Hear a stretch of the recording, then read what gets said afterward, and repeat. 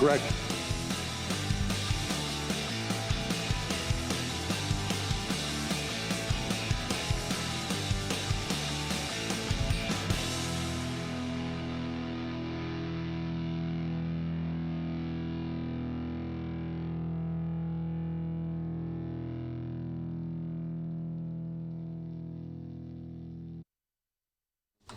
Hey guys, how's it going? We're live. How about that? Michael Girardi, huh? Man, it's amazing. You can find those songs.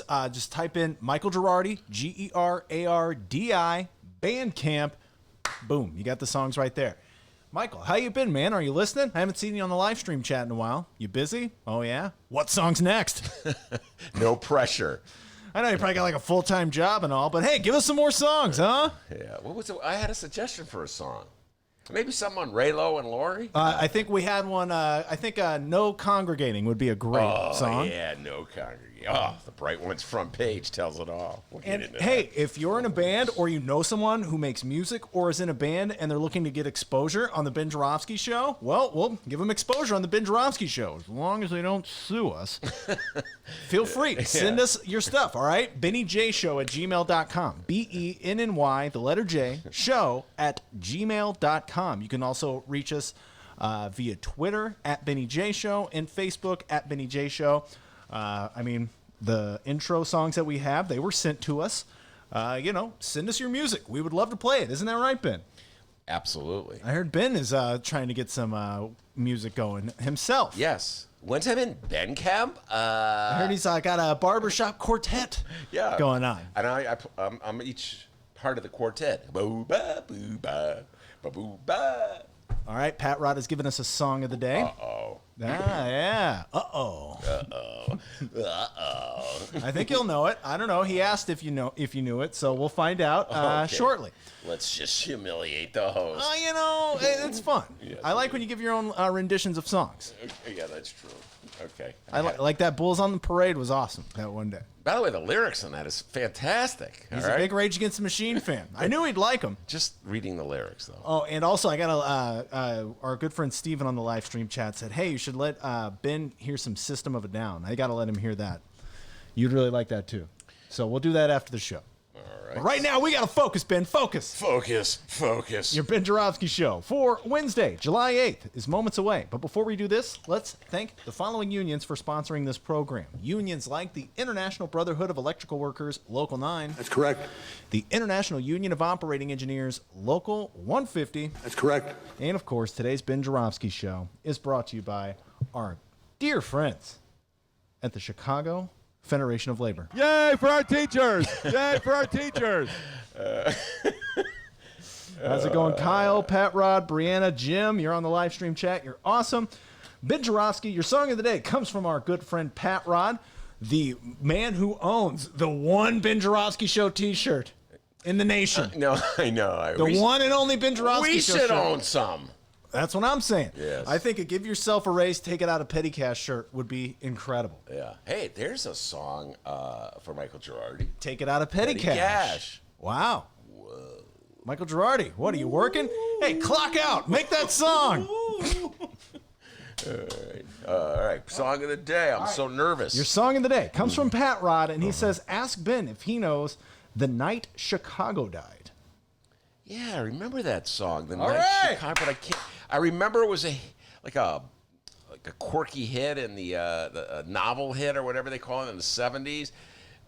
So I'm just gonna sing my rendition of it. I'm gonna mix two songs: "The Night Chicago Died" with "The Night They Drove Old Dixie Down." Okay. The night Chicago died, and all the band was singing. The night, whoa, yeah. Virgil Kane is my name, and I ran for mayor of Chicago. Boom! I like it. That was good. Thank you. The Ben Joravsky Show starts now. Woo!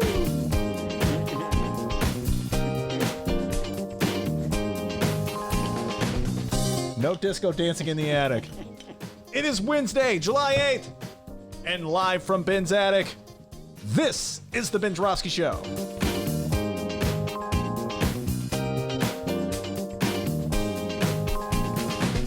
Today on the program, it's the return of legendary Chicago journalist, the man, the myth, the legend, Monroe Anderson. Woo! And now your host. No, he's not wearing roller skates. Chicago Reader columnist Ben Joravsky. Hello, everybody. Ben Joravsky here. We're calling this Trump Ghosters Wednesday. And here's why. Because Trump's getting ghosted, ladies and gentlemen. Oh, yeah. Newspapers filled with stories about Mary Trump's new tell-all book about her Uncle Donnie. Oh, it's the big payback for Mary Trump. In fact, if they were to turn her book into a movie, D, James Brown would sing the title song. The big payback.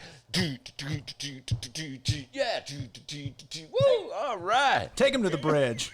Jump back, kiss myself 2 times. That's because she's getting some big-time revenge, and I don't blame her at all for all the dirty dealing of that dastardly Donald Trump. Ooh, alliteration. Oh, yeah. And I just rattled that one. The That was dirty hot. dealing. That was hot. Dastardly Donnie Trump. How crazy would that be to have your uncle as Donald Trump? I just got Uncle Eldon. Now, come on, little Denny.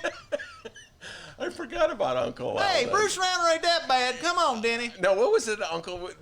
Uncle Eldon gave us some advice that didn't we follow some advice from Uncle Eldon? If you're scared, go to church. No, that's your dad. Oh, that is my dad. All right. Anyway, if you recall, the Trump family lawyers tried to block. Eating ain't cheating? No, that was Monroe No, Anderson. that's Monroe. Monroe Anderson will be here. Let's see if he still believes that eating ain't cheating. Anyway, if you recall, the Trump family lawyers tried to block Mary Trump from publishing the book on the grounds that she had signed a non-disclosure agreement, I don't know, a couple decades ago. And that non-disclosure agreement grew out of a lawsuit following this, folks, that Mary Trump had filed against her uncles and aunts, Uncle Donnie included, after she said they tried to fleece her out of her share of Grandpa Fred's estate. Grandpa Fred, D, okay? Do you have a grandpa named Fred? No, I had a grandpa named Joe. Oh, all right. Well, Grandpa Fred is Freddie Trump, Fred Trump. I had a dog named Fred. There's a song. Dog named Sue or something. Anyway, focus, Ben. Focus. Boy named Sue. Oh, boy named Sue. Thank you. Something you should know about the Trumps. It's been all downhill for that clan since Grandpa Fred died. Grandpa Fred made a fortune. That's Fred Trump, Donald Trump's father. Follow me in this, folks. There'll be a quiz afterwards.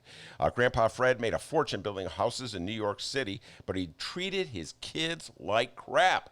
He mocked them. He taunted them. He teased them. He cruelly played one kid against another till they all freaked out and lost their minds. No wonder Donald Trump is a Looney Tune.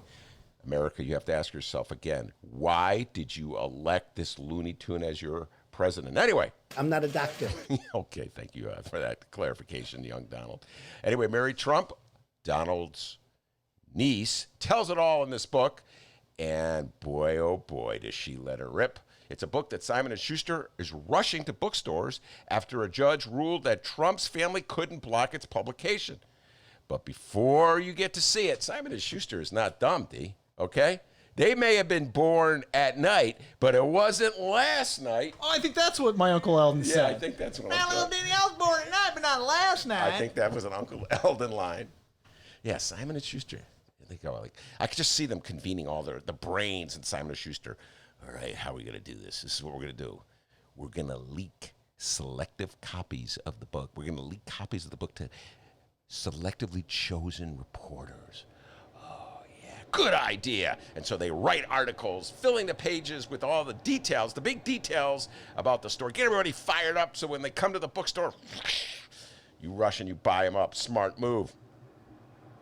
Thus, I've been reading articles all day with lines like this from the New York Times. The allegations have been thrust into the spotlight with the publication of Mrs. Trump's memoir, a copy of which the New York Times obtained on Tuesday. Or this one, in my beloved bright one, home delivered every day, Sun-Times, Lynn Sweet. In a copy of the book obtained by the Chicago Sun-Times, and this one from the Ben Joravsky Show. In a copy of the book obtained by the Ben Joravsky Show. D, we didn't get the book. Yeah, I know. I was expecting that. Okay, Simon & Schuster. I've been waiting in the mail. What are we, chopped liver? Huh? I'm looking at you, Simon. Yeah, come on, Schuster. We want our book, too. Bastard. Oh, mother.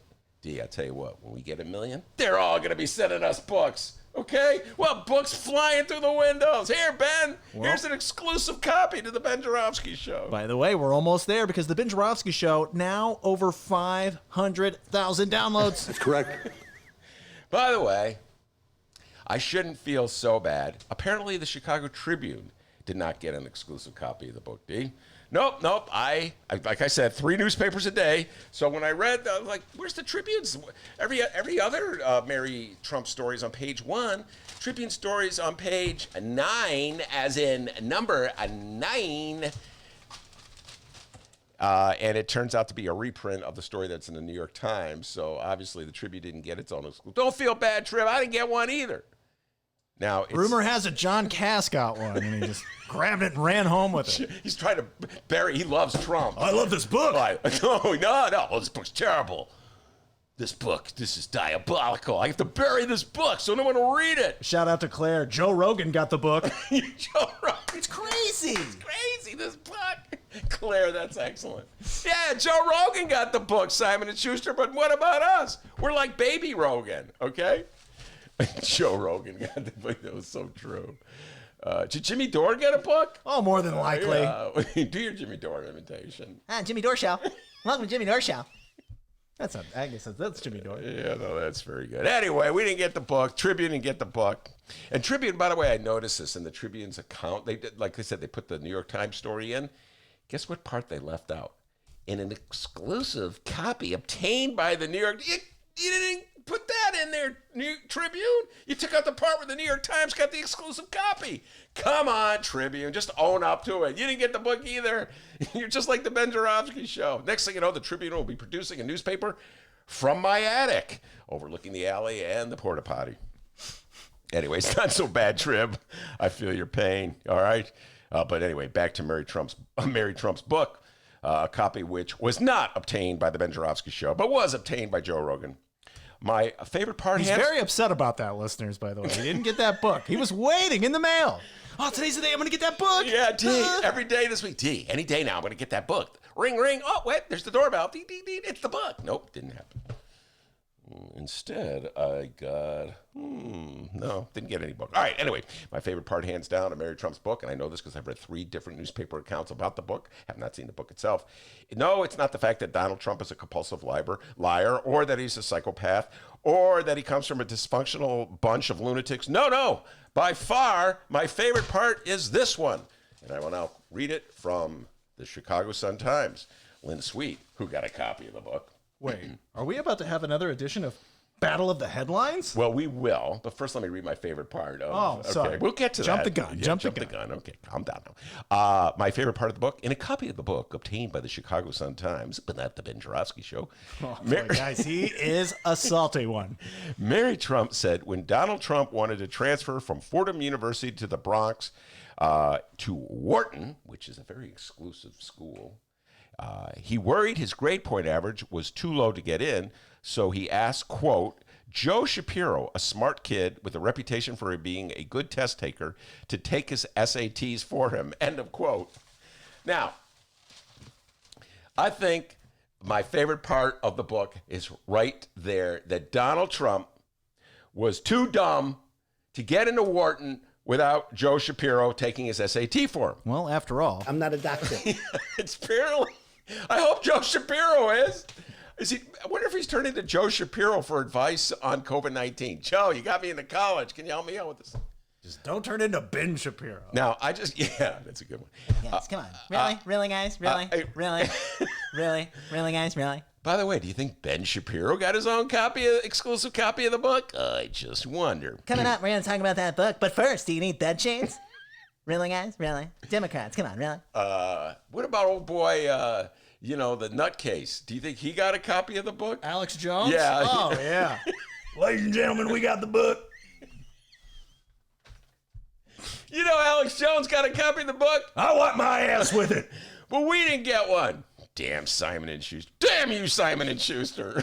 And damn you, China. We'll be right back. Anyway, my question about Joe Shapiro was, hey, Joe Shapiro, Where were you when I was in high school? I could have used a little help with that SAT. Huh, D? A SAT is no joke. You take it? Oh, you take that? I took the ACT. Oh, God. I did awful. They're both, I took them both. Let me tell you something. I sucked at each one. That's correct. Oh, Christ, I'm bored. I'll just start answering D, E, just throw a C in there every now and then. There you go. I'm done. I'm hungry. That was me like 20 minutes into it. I'm hungry. Yeah, we all could have used Joe Shapiro back in the day. All right. Anyway. By the way, yes, you mentioned it's time for a favorite game of headline battles. Called Battle of the Headlines. Oh. Let me do the intro. Shapiro would have got it right. Yes, he would. Oh, guys, come on. Really? Really, guys? Really, guys? Battle of the Headlines. All right, so which one do you want first? The Sun-Times? Let's go with the Tribune. I'm a right. big fan of the Tribune headlines, by the way. Right to the point. Sometimes I got to say, oftentimes you get a little punny. Chicago pun times. Get yourself into a little corner there. But anyway. All right, here we go. So, hold on.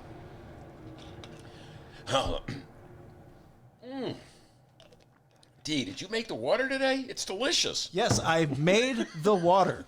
I'm Jesus. Okay. Oh, are you running for president? All right, here we go. This is the headline from today's Chicago Tribune, which did not obtain an exclusive copy of the book. It's okay, Trib. I feel your pain. Quote, Nice, Trump embraces cheating as a way of life. One more time. Nice, Trump embraces cheating as a way of life. Battle of the Headlines. All right, that's the tribunals, all right? I like it. right, To the point, I know exactly what I'm going to get into when I see that headline. Yeah, and they took that one. They thought that was the most important thing, okay? That he embraces cheating as a way of life. Whereas I fixated on one particular aspect of the cheating, the getting Joe Shapiro to take the test for him, mainly because I'm like, where were you when I needed you, Shapiro? Could have used a Joe Shapiro back in the 1970s at Evanston High School. All right, here we go. Hold on, D. Got to get to it. The Sun-Times headline. Are you ready? Yes, I am. Let's hear the Sun-Times headline. Here is the Sun-Times headline. Nothing nice to say. Oh, good Lord. In her new book, Mary Trump says, Uncle Donald may have learning disability, cheated to get into prestigious schools. Nothing nice to say is the big headline, and that's the subhead. Dennis, who wins the battle of the headline lines? Well, if you listen close, you can hear the Chicago Sun-Times jumping a shark. Guys, you backed yourself into the pun corner. A little too punny. I'm going for the Tribune. Yeah, and usually I defend the Sun-Times. Usually I go down with the Sun-Times. I've been reading my beloved Bright One since the 1960s. Okay, Sun-Times, you have no bigger fan in the city of Chicago than me. But having said that, yeah, I have to agree with Dennis. Nothing needs to say. When I saw that, I'm like, come on, Bright One. I've been there. That's how comedy goes. You keep going with the puns. I think Second City had that problem too. They would title all their shows with puns. Then you get backed into a corner and you just get a terrible one. And you're like, oh, boy. It's okay sometimes. The beautiful thing about it is that tomorrow's a new headline, okay? Everyone will forget nothing nice to say. Shout out to Jim on the live stream chat. He says, just ask Trump's 3 wives about cheating. Whoops. And then Brianna says, and one. Jim wins the chat room today. Boy, your garage must be overflowing with blue Mustangs. It's really funny, Brianna. It's not, though. We don't give prizes away. And the part that really gets me, Brianna, is that the blue Mustang, there is a blue Mustang, and it's back at the studio, at the Bright One, And now, since I made fun of their niece headline, they're probably going to lock the door. I go back to get my blue Mustang. Hey, wait, what happened? The key doesn't unlock this door. It's a Jimi Hendrix song. Woo, no, the key don't unlock this door. Wow, a red house over. Anyway, so yes, I'm with Dennis. Dennis, I think you're right. Tribune wins battle. Wait, hold on, D. Let's throw the New York Times into the mix. Battle of the headlines. All right, here's a showdown. So the Tribune right now would win the championship if they can defeat the New York Times. Oh, boy. All right, so... They're really, really smart over there at the New York Times. Oh, yeah, they're like... And we are really, really not. We're the New York Times. All right, they have two... Oh, serpents. They have two stories, so I'm going to use the headline over the story that the Chicago Tribune ran, okay? So this is a headline over the same exact story, although the New York Times story, interesting enough, D, includes this sentence. Too much and never enough, a copy of which was obtained by the New York Times. Okay, Tribune left that part out. Anyway, you ready, D? Here's the New York Times headline. President is still a child looking for attention, according to new book. As opposed to niece, Trump embraces cheating as a way of life. So, D, the contest is in your hand. New York Times or Tribune? Going with the Tribune. Whoa! Going with the Trib. Woo! You're welcome, Cass. Cass has got his MAGA hat on, and he's like going through every bookstore in Chicago, buying up copies and burying them. Nobody should read this. My beloved Donald Trump. I love you, Donald. Okay, Cass, you'll get over it. Anyway, having read all the articles about Mary Trump's book, which shows her uncle to be a cheating fraud, I have come to the conclusion that not one vote will be swayed. The true believers, like the aforementioned Johnny Cass, will follow Don Trump off a cliff. John Old Cass. I heard he's changing his name, too. That's hard to say. John Cass, Don Trump. Do it 10 times, D. John Old Cass. He loves Donald Trump, ladies and gentlemen. Anyway, the true believers will follow Donald Trump off a cliff. Herman Cain, John Cass, all of them. There they go. Whee! But I have faith in the rest of you, America. You're too smart to be so dumb. We got a great show today, everybody. I'll tell you what. There is one man named Monroe Anderson who is so eager to talk about this book, okay? I was talking to him last night as I was going for my walk through the neighborhood. That's me walking through the neighborhood. Oh, boy. I'd hate to walk by you. And then I'm on the phone, so I look really weird, folks. I know this. You got to just picture me walking through the neighborhood with my cell phone in my hand, obsessively talking to Monroe Anderson about Donald Trump. It's like we do the show like 3 or 4 times a week. Monroe Anderson and Ben Joravsky on the phone talking about Donald Trump. Anyway, so he was so fired up. He had been watching Rachel Maddow. Guess what? Guess who else got an exclusive copy of the book, D? Rachel Maddow. I bet Monroe got one, too. Well, we'll find out. He was just talking about how Rachel Maddow was like literally reading the book on the air. Oh, here's my favorite part. There we go. Let's go to... Meanwhile, John Cass digging up holes in his backyard, throwing the book in. Oh, bury it. Let's hope no one sees it. Oh, I love you, Donald Trump. Anyway, Monroe will be on, and he will be talking about the book. And oh my goodness, there's a lot. The Lincoln Project. You know, I've been waiting for Monroe to talk about the Lincoln Project. I wrote about it the last week's column or this week's column. I'm obsessed with the Lincoln Project. We'll talk a little Herman Cain. Is he the dumbest man in America? And then the latest revelations about Deutsche Bank. This has to do with Jeffrey Epstein. A mini obsession of mine. I haven't talked about Jeffrey Epstein in a while. But the Deutsche Bank, it's a very interesting story in today's New York Times, which, by the way, was not in the Sun-Times or the Tribune. They were so busy covering Mary Trump. Anyway, very interesting revelations about... You know what? I left that story downstairs, D. Oh, awesome. At the break, I'm going to have to go get it. Anyway, we have a lot to talk about with Monroe Anderson. Before we do that, young man from Alton, the man they call Dr. Doobie, with the news. Hey, guys, what's up? It's just Dennis. Let's find out what's happening in Chicago and or Illinois this afternoon. Actually, before we do that, Stephen on the Livestream Chat, he has a wish, a request, if you will. He says, I wish Ben and Monroe would lean more into their obvious and abiding bromance. Yeah, Me too. Me too. You're right, Stephen. Hey, you may get your wish today, Stephen. Just keep it tuned. Keep it tuned right here. Yes. I know our wives are starting to get a little concerned. Oh, yeah. I've seen it. All right, first up, Illinois Governor J.B. Pritzker. And for the record, I'm not a perfect person. Today, the governor testified at 11 a.m. before the U.S. House Committee on Homeland Security on examining the national response to the worsening coronavirus pandemic. Among committee members was Representative Lauren Underwood. We haven't heard from Lauren Underwood in quite some time, Ben. Oh, she came out. Remember when she was candidate Underwood? Yeah. Candidate Underwood was available for more interviews. Yeah, well, come on. Would you, if you wanted to establish your reputation as a very important person, would you come on this show? Great point. that's correct. Okay. I'm really serious. So I found audio of the governor from today's press conference, but I decided Wait, not not to. a press conference. You mean? Oh his yeah, testimony. this testimony. My apologies, but I decided not to play it. Because I prefer you guys keep listening to today's show. Very boring. Oh, come on, man. Ah! There's a little preview.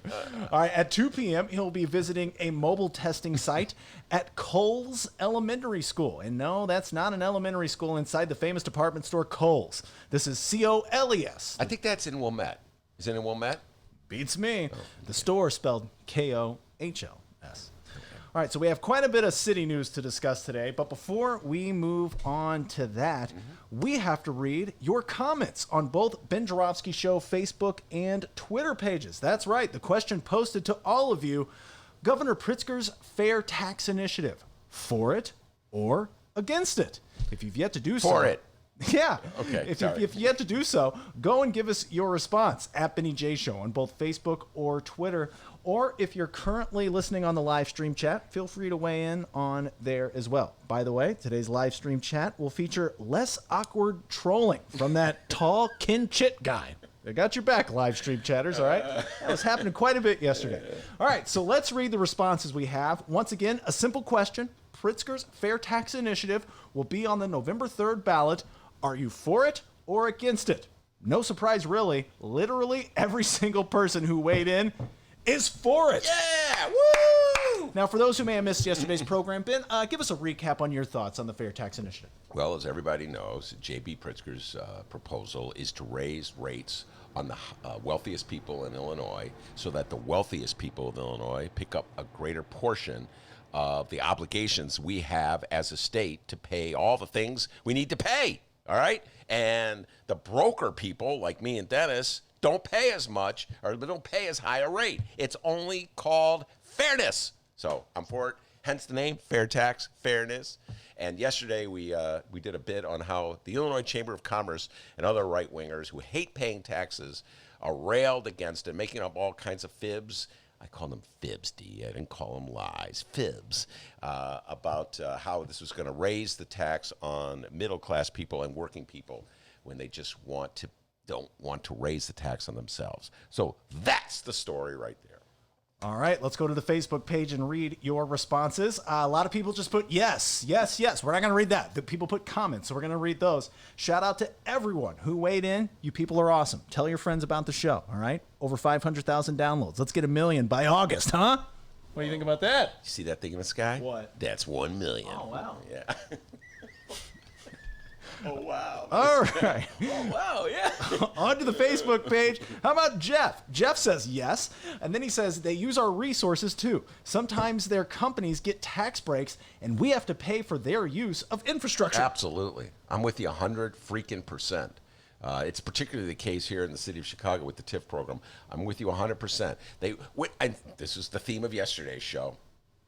When it comes to taking the money from the government, they love it. When it comes to giving the money to the government, let Ben and Dennis pick up that, okay? Give it to the weirdo and the bald guy. Or the weirdo and Ben. We're both weirdos. Okay, James. James weighed in. The Fair Tax Initiative, for it, against it. James says, I support it.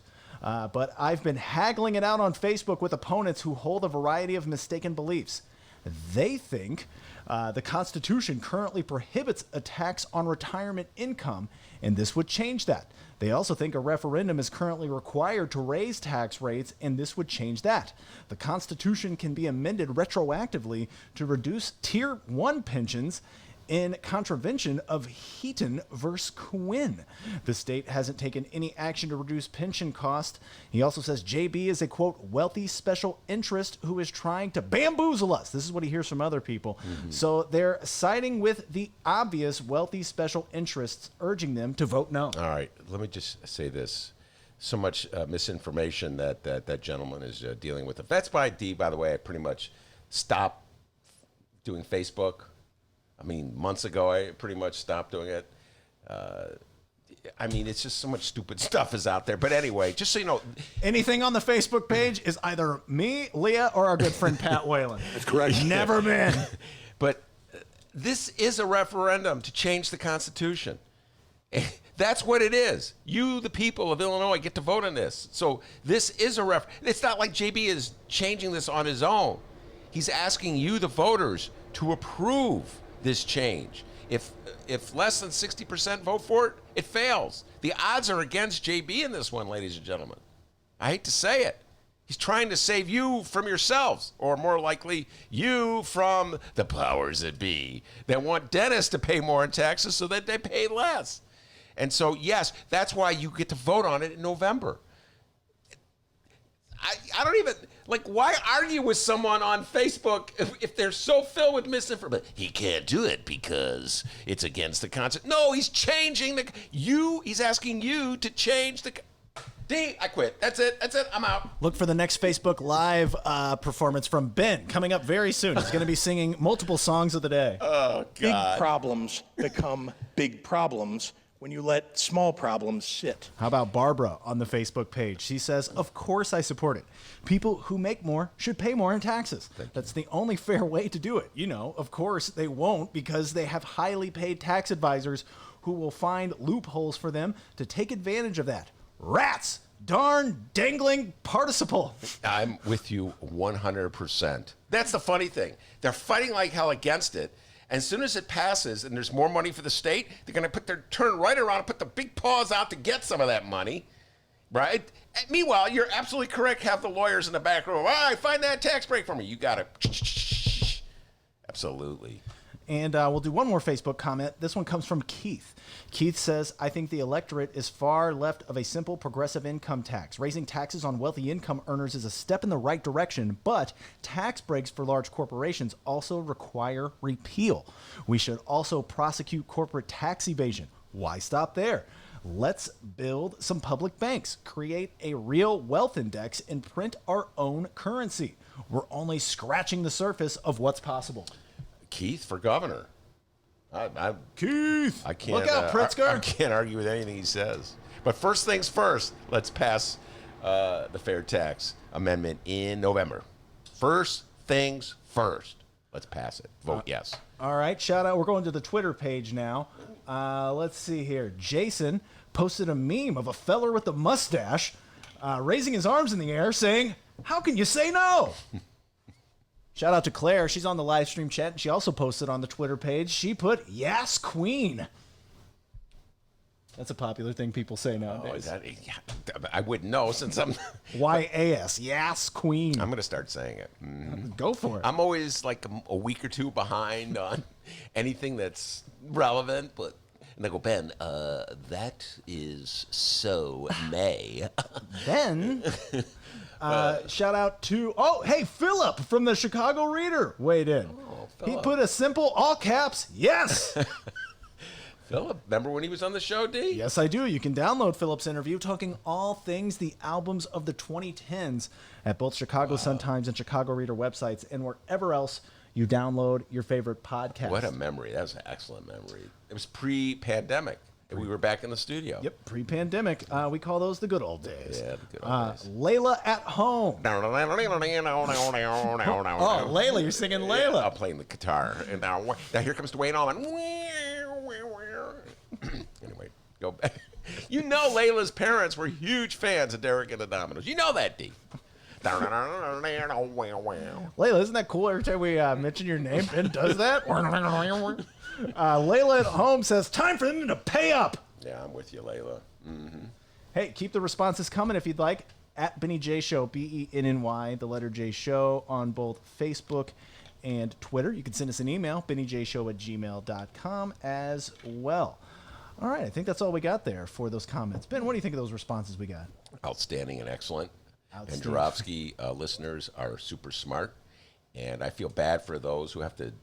Well, you know what? I was about to say I feel bad for those who have to duel with nincompoops on Facebook, but Monroe loves doing it, thrives on it, and so I got a feeling that some of our listeners are the same way. They, you know what I mean? They like mixing it up on Facebook with MAGA hatters. So to each his own. All right, and also here, before we move on, we would like to give a special shout out to our returning editor, Leah. Leah, you're awesome. What's happening? She posted that question, and just so you know, we missed you dearly. She's currently on summer break from school. Leah, I don't know, you ever considered dropping out, becoming a full-time editor for no money at all? Sounds good, right? Let me tell you about Leah. She's super talented. I've listened to some of her stuff that she does. I said this last week. She is as good as anyone at NPR right now. There, I put it out there, D. She's as good as anyone at NPR. And she's way more sophisticated than you or me, D. So she'll probably go to NPR one of these days. We're really lucky that she is gracing us with her presence. School's for fools, just, hang in there with us, and maybe one day you'll be in an attic doing a podcast. You know what I mean? Okay, Schools for Fools. The opinions of Dr. D definitely do not reflect those of the Ben Joravsky Show. We do not believe schools are for fools. Yeah, you're right. All right, so there's that. And let's see. On to some Chicago news. What do you say, huh? All right, sounds good. Chicago Mayor Lori Lightfoot. I want an answer. It's not something you ignore. I think you're 100% full of shit, is what I think. If you think With no offense, well, fuck you then. Okay. Well, come on. I can't. you two. I still just get a weird feeling every time I hear that. Right, just now back off, you two. Mayor Lightfoot began her day way before our host Ben Joravsky did at 9 a.m. Yeah, that was before me. But I got up at about 9:45 and started chopping wood, D. All right. Well, we learned yesterday that means something totally different. So at least you're honest. The mayor was at Buckingham Fountain to kick off the Taste of Chicago. It's a yearly event here in the city, but due to that damn dirty coronavirus, this year it's the Taste of Chicago to go. Yeah, it's virtual this year. Today at noon, Chef Carlos Gaetan gave an online cooking demonstration and prepared, Ben, don't get too excited, avocado flatbread. Oh. Dennis knows how much I love avocado. By the way, D, scary news at Ben Joravsky's house. We're down to our last avocado, okay? We have like a quarter of an avocado left. That means you're not going to get any after the show. Damn it. Avocado lovers listening right now. BennyJShow@gmail.com. Send us an email. We can work something out. We'll give you the address to Ben's house. Send us your avocados, all right? Tomorrow I should get some new ones, all right? So I don't know if this show can survive without avocados. we're down to our last quarter of an avocado. I'm doling out little pieces of it. That's enough for you, okay? You do not want a grumpy Joravsky on here, all right? I love so please, avocado and cheese. let's work something out and send us some avocados. So that was at noon. Chef Carlos, an online demonstration. And tonight at 5:30, virtually, is Summer Dance in Place. Oh, man. With Bollywood Groove and DJ Illest. Oh, you love DJ Illest, don't you? Let me just say this about Summer Dance. And Summer Dance is something that the city of Chicago offers at the part of Grant Park that's just I don't know what it's a patio just west of Michigan Avenue at Balbo.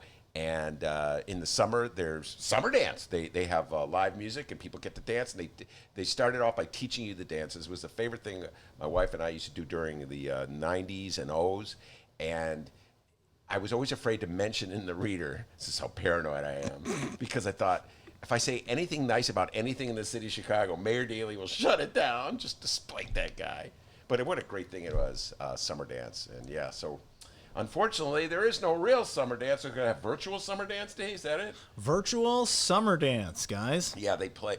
First they teach you the moves, and then from 5 to 6, they teach you the moves, and at 6 o'clock, a live band comes on or so. I could have the hours off, and then people start dancing. It was a lot. By the way, can I say something? I feel really bad about the pandemic. It hit me. I was just talking about this with my wife. This is the time of year where they have what I call Geezer Day at Taste of Chicago. Oh, I thought that was just every day in the life of Ben Joravsky. Well, every day is Geezer Day in my life, but one day a year, the city of Chicago gives geezers something that they would like. So, that's where they have the old groups come in. And they watch Matlock over in a marathon of Matlock, Okay, right? Geezer Day? I'm not that old yet, but maybe in a couple months. Gee, have you been watching Matlock? No, seriously, it's really good. But Geezer Day, so they have groups from the 70s. So, for instance, George Clinton last year. Remember, I was excited about that. The OJs, the Isley Brothers. Geezer Day at Taste of Chicago, and my wife and I would go with all the other geezers. And no Geezer Day this year, D. What are you going to do? I don't know. We just have to listen to those songs over and over and over again. It's going to have to summer dance in place virtually. Yeah. Shout out to the Livestream Chat. Our good friend Steven is on here. And I think Steven may be a detective because he's on to something, Ben. He's on the case here. He says, running tally of Ben being a closet millennial. Does yoga. Loves avocado. A lefty. Podcaster. Obsessed with TikTok teens. Oh, that's hilarious, man. I think you're on to something, dude. Negative. I like That? I think you are a closet millennial. loser. I am, man. Listen, I want to be a millennial, but I'm too old. They won't let me in the millennial club, so I'm really trying, Actually, I want to be a Z now, man. Forget millennials. Oh, Ben's moving on. Yeah, I'm a Z. TikTok. No, yeah. I'm with you, Steve. I think you're onto something. I think this warrants some investigation. Yeah, well, he's on it here. I think I may be a closet boomer. Wait, time out. Aren't millennials into 70s music now? Or did I just make that up? I think you made that up. Forget that. Okay, forget that part. Livestream Chat, help us out. Are millennials? I know that. I'm the worst millennial ever. So No, you are the worst. D, can you help me out with Twitter? What is that again? Worst millennial ever. Okay. Oh, Jim's got a song request. How about Atomic Dog? Go, Ben. Just the dog must be the dog in me. Why must I chase that cat? 2 songs of the day. You guys are so lucky. No, George Clinton last year was so good. In fact, George Clinton himself, I don't know if you guys have seen George Clinton in a while. He doesn't really do much anything anymore. I mean, come on. Why should he, D? He's contributed so much to humanity. So he just kind of wanders around the stage in this long flowing robe and looking blissed out and just sort of waving at the crowd. Sometimes he stands, mostly he sits, but his band is just incredible, and that may have been the highlight of the summer. Steven says, yes, millennials are nostalgic AF for their parents' culture. He's literally playing Rush on guitar right now. So, okay, I think it is. Millennials are into 70s music. Where's Bob Ryder when you need him? No kidding. Man loves Rush. And Claire says, you're an honorary millennial. So congratulations. All right. So lucky. I got to set up a Venmo account any day now. Boy, don't come to me for that. All right, so today is somewhat of a slow news day locally. And the following from Block Club Chicago and Mina Bloom is proof. We have a follow-up on Chance the Snapper. Oh, yeah, it is. Slow day, huh, Yes, Black Club? that alligator who mysteriously wound up in the Humboldt Park Lagoon. The headline reads, Chance the Snapper is living his best life in Florida 1 year after stealing Chicago's heart. Yes, time flies. Did not steal my heart, okay? No. My heart was not stolen, all right? Just telling you that right now. Now, it's true I'm not a real Chicagoan. I'm a transplant. I understand that. So maybe real Chicagoans had their heart stolen. But mine was most definitely not stolen by that damn alligator in the lagoon. Oh, he did not like. All right, with Thursday marking 1 year since Chance was first spotted in the lagoon, Block Club Chicago caught up with Alligator Rob, the man who captured the alligator, to find out how Chicago's favorite gator is doing and how Rob's life has changed since the heroic capture. According to Block Club Chicago, Alligator Rob took his newfound celebrity well and ran with it. And lucky us, we have a quote from Alligator Rob. Okay, he's a celebrity now. Yes, he is. Rob said, quote, I always knew I was a blessed person. All right, get over yourself, Rob. I always knew that everything I had was due to the guy upstairs. It just reaffirmed that. I'm not that fancy. This is a lot more than me. I truly believe it's all been the grace of God. I can't be more thankful for the situations I've been put in. All right, he's a humble man. Very humble man. So there's the update on Alligator Rob. Oh, yeah, no, that Black Club loved that story, didn't they, D? There were daily, hourly updates from Black Club. They covered that thing. They had reporters at the lagoon. All right, but now what about the gator, all right? Chance, since being captured and arriving at St. Augustine Alligator Farm in St. Augustine, Florida last summer, Chance has become a different animal. I mean, he's still an alligator. Oh, I was going to say, did he turn into an elephant? He's a bear now. No, he's a different animal. According to people who know maybe a little too much about alligators, like Alligator Rob, Chance the Snapper was a shy gator. But we have learned that Chance is no longer shy. In fact, it only took him a couple of weeks to warm up to people, Rob said. Now he's super active. Rob continues. Ben, Wait, hold your excitement, please. Hold on. Did you make this up, or is this in the story? This is in the story. This is the Okay. top story in Block Club Chicago today. Like I said, slow news day. Yeah. Rob continues. When he first got there, he was very, very, very shy. You could tell he had never been around people. Once he got used to people, holy moly, I got a little worried. Wearing flip-flops, he'll trim your toenails for you. He comes right up to you. He'll put his chin on the bank right beside you. Now, because Chance the Snapper is fed and trained consistently, he has gotten a lot bigger, about 6 inches in length, which is a lot of growth for 1 year, said Rob. Gators, guys, keep listening. Gators grow to be 9 to 10 feet long, and Rob said Chance could grow to be 7.5 feet long in a couple of years if he continues on this track. Chance has also gained weight. Oh, Chance's gain weight, huh? He's gained some weight, and the story goes on, but we're going to stop there, all right? Go read the rest. Go read the rest at blockclubchicago.org. Go check that out and find out. Now, we here on the Ben Joravsky Show, we're thrilled to hear that all is well with Chance the Snapper. And yeah, I guess we're glad to hear that Alligator Rob's okay. But in this piece for Block Club, no updates on the two people that we've been wondering about all year. That's right. How about the guy who was originally hired to get that damn gator? Alligator Bob. This is a awfully big body of water. We're looking for a needle in a haystack. And we're talking about a needle that moves constantly. He's checked the floating traps he hand curated. Right now it's a combination of drumsticks, rats, and smell. Yum. Well, as far as the gator goes, that's a pretty good offering.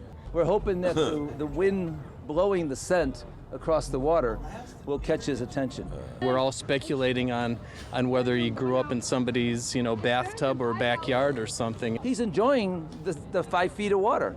He probably was raised in 6 inches. If we could find the animal, we can capture the animal. What happened to that guy? That grifter that couldn't find the alligator the first time. Mick, can I just make a comment here, D? Go for it. That was not Chicago's finest moment. I'm telling you, on many levels, that was not Chicago's finest moment. You are not for the alligator story. Number one, the obsession that Chicago had with the alligator did not reflect well on you, Chicago. But number two, the way you turned on Alligator Bob. Remember that, D? Yeah. Everybody loved Alligator Bob, and he couldn't find the alligator. Well, it did take him like 3 weeks. You It took turned Rob on the like guy. 2 days. You turned on the guy, okay? And then they're like making fun of the guy in the newspapers. And then they kept, they were obsessed with the fact that, now it's coming back to me, this important story. We spent so much time talking. They would go, Alligator Bob, who would not reveal his last name. Like reporters, what is his last name? You know what, guys? It was not your finest moment, Chicago. Press corps was not your You know what's funny, D? Do you remember when all these reporters, people got mad at, I can't even remember who the reporter was that asked Mayor Lori Lightfoot about her haircut? They were outraged. Yes, remember they that? were. They were Yes. outraged. How Yes, they dare were. you ask Mayor Lori? These are the same reporters who are bugging Alligator Bob. Guys, I think it's legitimate to ask Lori Lightfoot about her getting a haircut after she told everybody not to get a haircut. Those reporters were about as outraged as Ray Lopez. I want an answer. But, you know, a little overboard with the Alligator Bob stuff. So it was not our finest hour in many levels. But what the biggest one is the way you threw Alligator Bob to the alligators. So no update on Alligator Bob. What the hell? What's he been up to all year? And what the hell's this guy been up to? I've seen a whole lot of catfish, some turtles. No gators yet, though. Where's he? He got a job at Block Club. Okay, he's got the Gator beat. Gator got your granny. You got to be honest. That's the only reason why I did that story, to hear you sing that Gator got your granny. It's been a while, hasn't it? Yeah, it has been a while. What a difference a summer makes. What a difference. No kidding. I mean, good God. I'd kill to have a Gator story again. Sorry. Well, that would mean no pandemic. I would swap the Gator stories for the pandemic, hands down. No question about it. All my complaining about, how foolish we were, how we were avoiding the important issues. I mean, how I struggle to get Chicagoans to understand how they're getting fleeced year in and year out with the TIF program, with their property taxes. Struggling, D, for over 20 years. It's too complicated, Ben. But man, give them a good Gator story. They're obsessed with it. They can't get enough of it. Ben, I don't want to hear about Lincoln Yards. It's just, I don't want to hear. Give me more Gator. Gator. It's not my granny. I'm a Chicagoan. Gator. Block Club Chicago. You should have a statue of that damn alligator. That put you on the map. No, man, they ran with it. I give them credit, man. They saw it and they ran with it. They made T-shirts. We can't even do that. Yeah. Right. Do we have a T-shirt? We have one T-shirt. One. Thanks, Pat Rod. You're the man. You know what? Block Club's not in an attic overlooking an alley and a porta potty. Okay, No. D? No, they're not. Yeah, we make fun of them for the Gator stuff, but they know something we don't know. Chicagoans aren't that bright. So, don't, Ben, too much TIF coverage. Oh, excuse me, random hipster. What have you been up to all year? I've seen a whole lot of catfish, some turtles. No gators yet, though. Gators. All right, from Gators to reefer. Yes, only on the Ben Joravsky Show. There we go. Marijuana. You know it. You love it. You smoke it? And if you've listened to at least one Ben Joravsky show, you know the Chicago Sun-Times own Tommy Two Joint Shuba loves to write about it. The following comes from the Chicago Sun-Times, and wait, where the hell's Tommy Two Joints? I don't know. He had to take the day off. I think he's. Wait, no. I know. They sent him to Florida to do an update on the Gator, okay? The Gator 1 year later. This is not from Tommy Two Joints. A Chicago Sun-Times story about marijuana, not by Tommy Two Joint Shuba. This one comes from Stefano Esposito. You know him. Yeah, I met him the first day on our Sun-Times show. Do your imitation. Oh, come on. I want to. He's a nice guy. Oh, hello there. There you go. He's British, ladies and Oh, gentlemen. hello. Hello, mate. There you go. Now that's a good Stefano. I thought he was here. Yeah. I don't have any clever marijuana-related nicknames for this guy yet. Help us out on the live stream. By the way, chat. speaking of, I just have to say this. Happy birthday, Ringo Starr. 1 day late. It was yesterday, D. Yeah, we talked about him yesterday. We did? And you didn't. Isn't that what a coincidence? We talked about him. Oh, but my God. That's we didn't say happy embarrassing. birthday.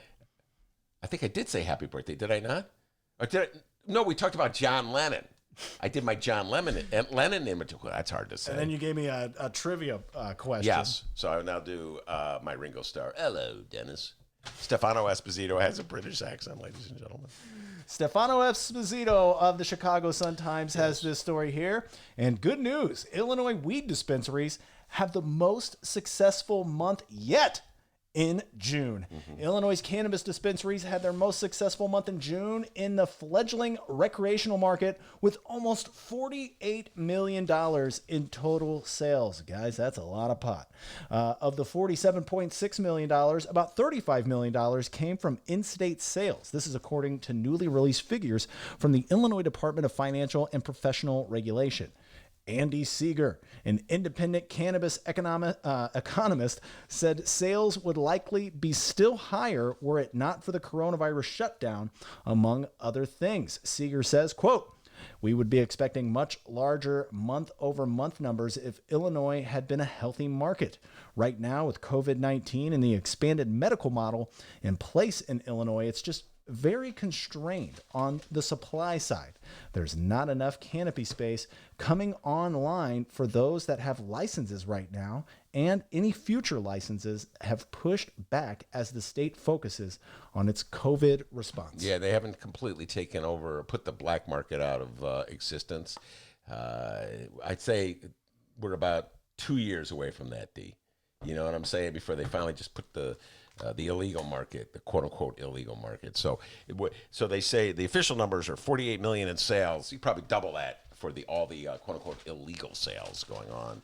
People love their reefer, ladies and gentlemen. Yeah, I believe it was 40 million last time we checked on this, right?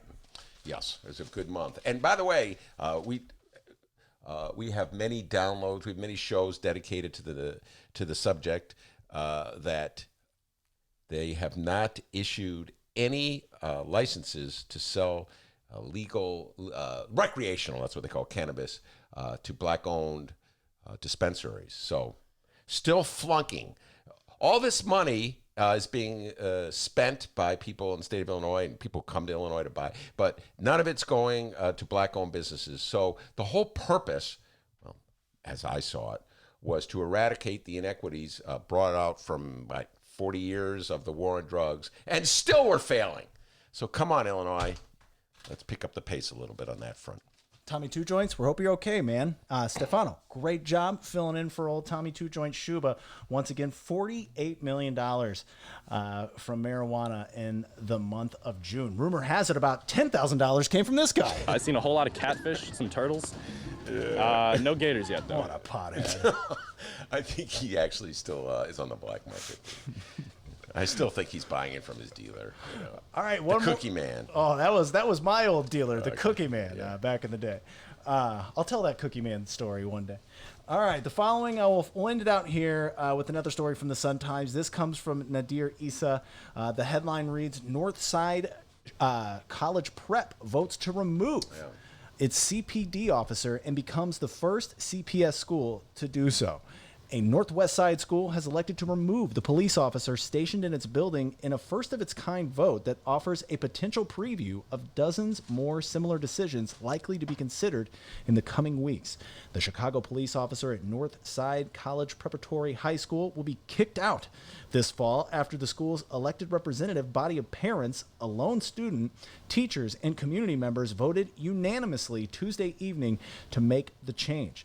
The decision makes Northside's local school council the first to yank its officer as debates rage in the city council and among the Board of Education over whether to terminate a $33 million contract between Chicago Public Schools and the Chicago Police Department.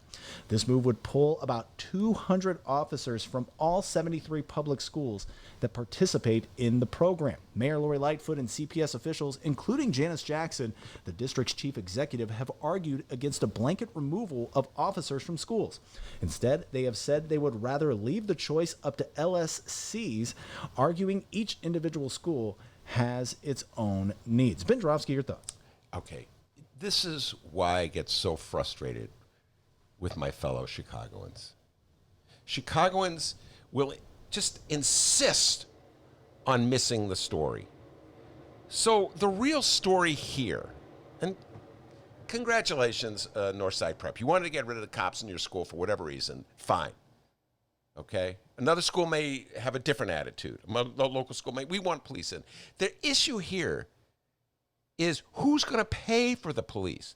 And right now, we have a system where the Chicago public schools, the public schools are taking $33 million in money that you, the taxpayers, gave them for educational purposes, and they're sending it over to the Chicago Police Department to pay for cops in schools. So you have the schools paying the police department's budget. That's the central issue. That issue never gets... Whenever the mayor, who wants you to divert you from that issue, or Janice Jackson, who's just doing whatever the mayor wants her to do, whenever they say, oh, we're leaving it up to the local school councils, they're getting you not to pay attention to the central issue of who will pay for these police officers. Will it be the Chicago Public Schools with money that's supposed to be for the classroom, or will it be the Chicago Police Department, which is supported every year by a vote of the city council? Right now, for whatever reason, I will never understand, Mayor Lori Lightfoot and Janice Jackson have decided that the schools should pay for the police officers.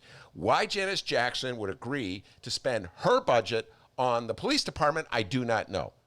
But as long as they successfully get you, the people of Chicago, to concentrate on whether an individual school wants to have a police officer in it, they're getting away with their scam. Just the way they got along with the TIF scam for all these years. You guys would rather care about that freaking alligator in Humboldt Park than how they spend your tax dollars. Why do I stay in Chicago, D? Sorry, I didn't mean to go there. Hold on. Yeah, get a sip of water there. Calm down, buddy. I feel better already. This makes you more angry than that Gator story.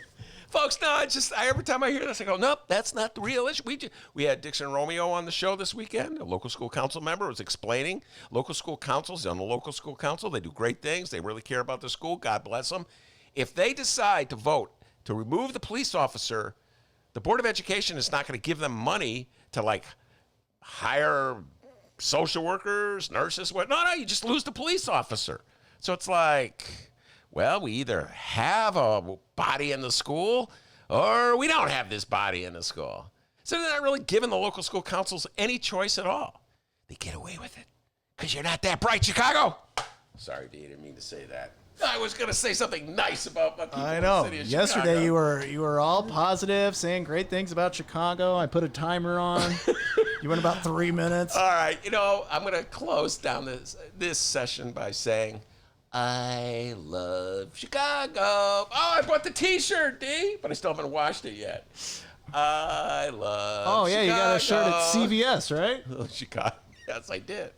Chicagoans, you fall for this stuff every freaking year. Guys, where's the Gator? Good times, guys. Yeah. So that's our local news. We want to remind everybody that if you're listening on the live stream chat, hey, that's awesome. We love you. You're great. But we highly suggest that you check out our download page, both Chicago Sun-Times and Chicago Reader websites, and wherever else you download your favorite podcast, all right? We do bonus interviews every weekend, and there's a part 2 of this show. Now, yesterday we didn't do one. I had to make some commercials for the program, commercials that you're going to hear very shortly, all right? So be on the lookout for that. But so part 2, we do have a part 2 this evening, though. Is that right, Ben? Yes, we do. And at the moment, I am. I just remembered our part 2. That's correct. Maze Jackson will be joining us from awesome. WVON, or formerly of WVON. Maze Jackson. We talked about him yesterday. Maze left WVON because he felt they were pressuring him into saying only nice things about Lori Lightfoot. Maze Jackson, an old friend of mine, used to have me on a show all the time. I told him when I called him up to book him, I go, yeah, you used to have me on the show, Maze, until you realized what a lefty I was. Ben, then it's like, but he goes, no, it wasn't that, Ben. Anyway, Maze. Yeah, you're a hippie, but it wasn't that. Maze Jackson, we have a lot in common, D. Well, he wasn't fired, so. Yeah, it's going to be a great interview. Maze Jackson, we're going to be talking more with him. Yeah, MJ, not Michael Jordan, not Michael Jackson. Maze Jackson is going to be joining us. That's going to be available for download tonight at about 7 p.m. at both Chicago Sun-Times and Chicago Reader websites, and wherever else you download your favorite podcast. Subscribe. Give us a review. Remember the golden rule: 5 stars only. That's right. Leave that 5-star stuff to yourself. 5 stars only. 4 stars, 3 stars. Yeah, come on. 5 stars only, guys. But seriously, tell your friends we're the Ben Joravsky Show with over 500,000 downloads. 1 million coming. All right. I say by September we're gonna have 1 million downloads. There she blows. There it is, right over there. 1 million. Looking pretty. Oh, she looked good. Help us out. We appreciate everyone who listens to our program and have downloaded and have told their friends. Let's keep it going. You can find us on social media at Benny J Show. You can send us an email, bennyjshow@gmail.com. If you're listening to this and you own a company and you're like, boy, over 500,000 downloads. That's a lot of people. Yeah, it is. And we would love to have you as a sponsor. We'll make a commercial. We'll give you live reads, whatever you want. Feel free to weigh in. Contact Tracy Bama, the Chicago Reader. Reach the Chicago Sun-Times and become a sponsor of the Ben Joravsky Show. All right, we're going to take a break now. And when we come back, it's the return of the mighty Monroe Anderson. Wait, hold, Dennis. What? Can I just, before we... Okay, once again, was an excellent outro. But yeah, sure. Go ahead and derail that. I just want to say we made fun of the Sun-Times for their headline in the Mary Trump story, Nice story. Remember that headline, D? Battle of the headlines. Headlines. But I got to give them credit. The Sun-Times, the front page of the Sun-Times, this is one of my favorite themes that I've been going on and on about. Mayor Lori Lightfoot's Keep It Moving campaign on the lakefront. Yeah. You're allowed to go to the lakefront now, but you got to keep it moving. You can't.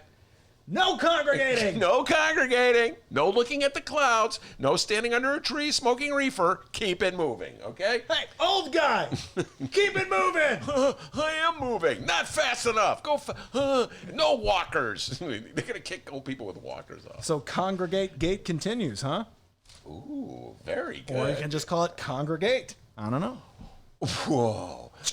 Blowing my mind, man. Blowing my mind. Anyway, I got to give the Sun-Times credit. Under the headline, No Sweating the Rules, there's a picture of 1, 2, 3 people flaked out on, this is like my kind of scene. They're just totally flaked out on the grass. No shirt on. That. No yeah. shirt. Oh, boy, with the cool sunglasses, by the way.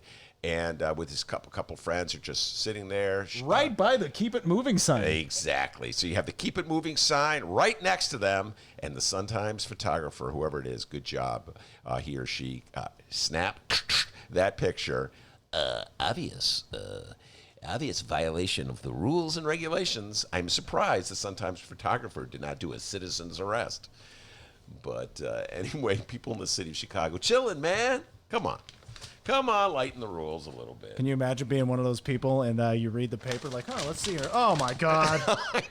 I'm congregating. That story that I told once before, Kevin Blackstone, a frequent guest on this show, an old friend of mine, we played hooky from work one day back in the 80s, went to Wrigley Field to watch the Cubs play the Mets. Doc Gooden had, I think, 19 strikeouts, but that's not the point of the story. The next day, the Bright One had a front page picture of people in the bleachers watching the game. Guess who was on the front page sitting there? Alligator Bob. No, me and Kevin playing hooky. Oops. Isn't that Oh, embarrassing? wow. Yeah. Busted flat in Baton Rouge, waiting for a train. We'll get a song after 1979 one of these days, guys. I doubt it. All right, guys, so that's the local news. Please hang tight with us here because when we come back, the one, the only, Monroe Anderson will be joining us. Right now, let's do some music from our good friend Michael Girardi. Tax increment financing. It's the Ben Joravsky Show, live from Ben's Attic.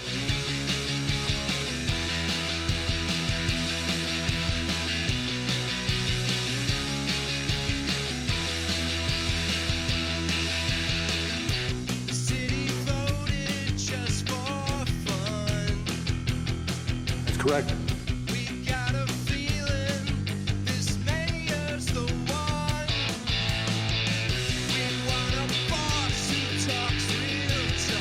I'm not a doctor.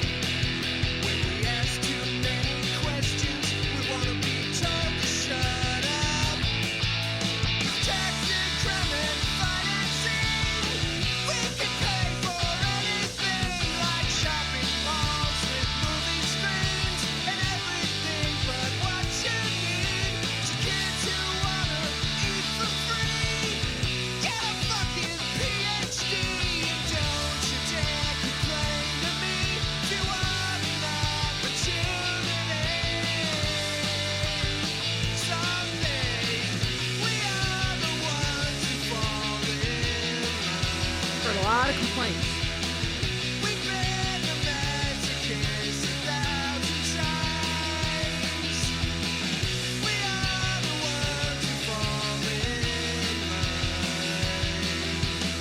I've seen a whole lot of catfish, some turtles. No gators yet, though.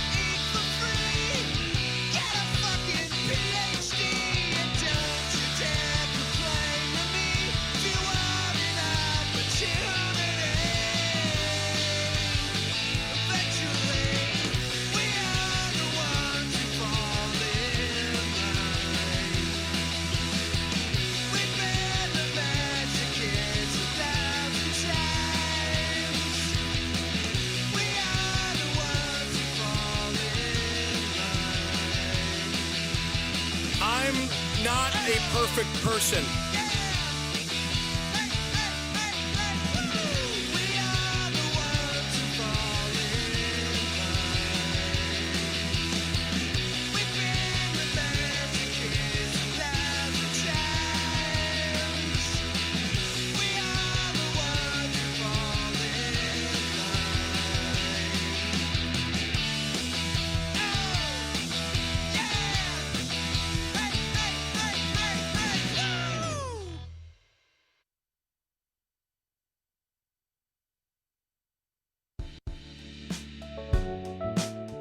Rediscover our fascinating city this summer on a walking tour from the Chicago Architecture Center, now open and adhering to public health safety standards. Our entertaining and expertly trained docents will guide you through the Chicago you've been longing to explore, from magnificent downtown architecture to awe-inspiring neighborhood gems. If it's worth seeing, we'll take you there. Get tickets at architecture.org/tours. The stories of the city begin at the CAC.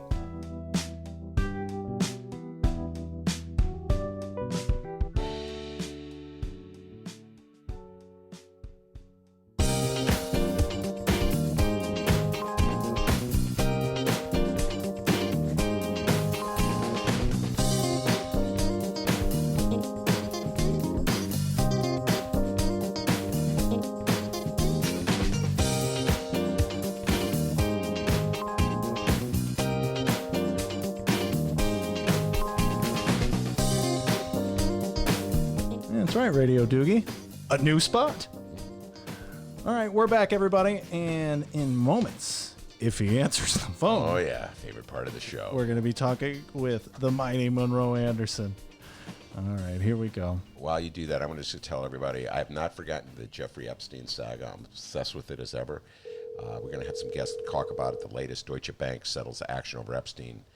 This is fascinating. Monroe Anderson. Anderson. Oh, I sound good. What's going on? What's up, buddy? What's going on? One of the greatest songs ever written. Should be the new national anthem. What's going on? You agree with me on that one, Monroe? Oh, I love that. Shouldn't they make it the national anthem? I think it's. Yeah, well, hopefully it won't be after January 20th. We won't need it anymore.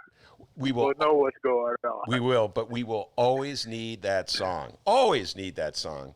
Yeah, it's a great song. It's a great song, the great Marvin Gaye. All right, the great Monroe Anderson is with me, and I have a list of things I want to discuss. We're going to discuss Mary Trump's book. We're going to discuss the Lincoln Project, my utter obsession. The Lincoln Project, I just wrote about it for the reader. We're going to discuss Herman Cain. Is he the dumbest man in America? We'll ask Monroe for his opinion on that. And if we have time from all that, I was just telling people about this, my mini obsession. The Deutsche Bank settles action over Epstein. That would be Jeffrey Epstein. That story is not going anywhere. With the pandemic and with the Black Lives Matter protests, it's been sort of pushed to the back. It's buried on the business section, Monroe. This Deutsche Bank settling action over Epstein's been buried on the business section of the New York Times. I don't even think it was in the Sun-Times or the Tribune, but it's still a very important story. Deutsche Bank up to no good with Jeffrey Epstein. It'll be back on page 1 tomorrow. Deutsche Bank story, you think so? Yes. The Supreme Court's going to rule on it tomorrow. Oh, you mean in terms of whether Deutsche Bank should be turning over Trump's financial? Got it. Deutsche Bank's connection to Trump as opposed to Deutsche Bank's connection to Epstein. But the Epstein will be a part of it. You know how the business works. Yeah. All right. Yeah. Oh my goodness. That's what we'll be talking about next week with you, no doubt. All right. Let's get well, you know what? Since you put it out there, let's get the prediction. Right now, I'll set it up for ladies and gentlemen. We have 4 Democrats and 5 Republicans on the Supreme Court. Occasionally, John Roberts will shift to the Democratic side if he thinks that it's politically advantageous for his beloved Republican Party to go that way.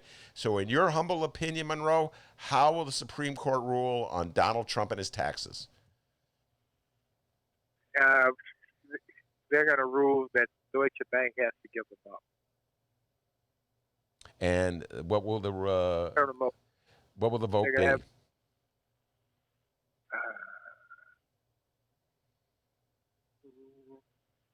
7-2.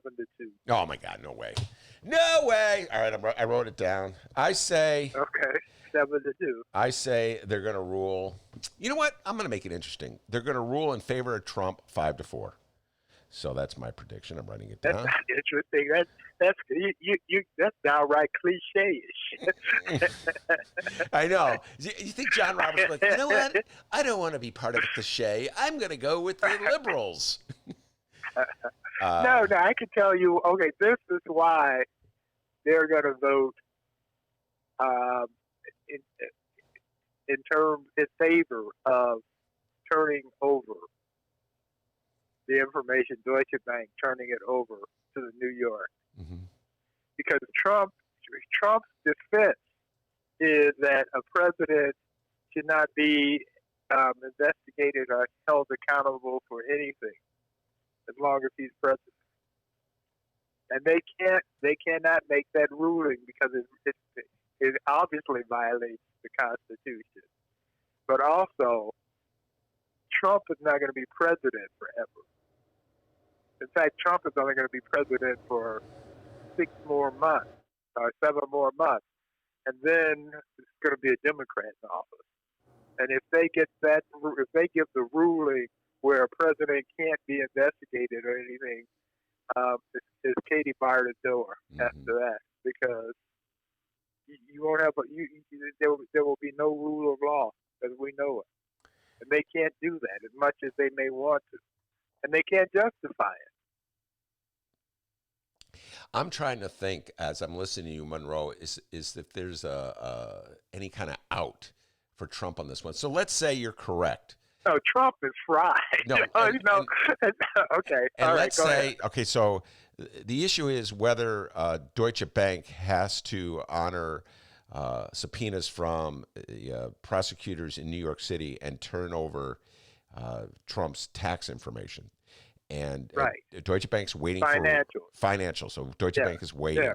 All right. If the Supremes rule that yes, they must, then I presume they automatically turn over the information. I'm trying to think, and I would probably need a lawyer. Jimmy Coogan should help us on this one. But I'm trying to think of what could Trump and his lawyers do at that point after. Let's say you're correct, and the Supremes rule 7-2 against Trump on this matter, forcing the publication. Trump, they can't do anything. The Supreme Court is the Supreme Court.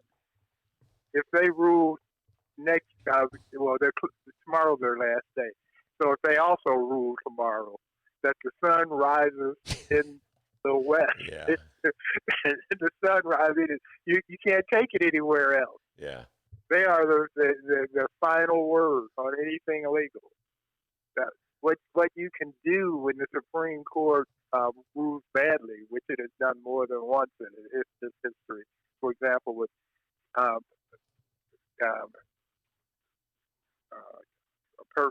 Purvey versus Ferguson. Plessy versus Ferguson.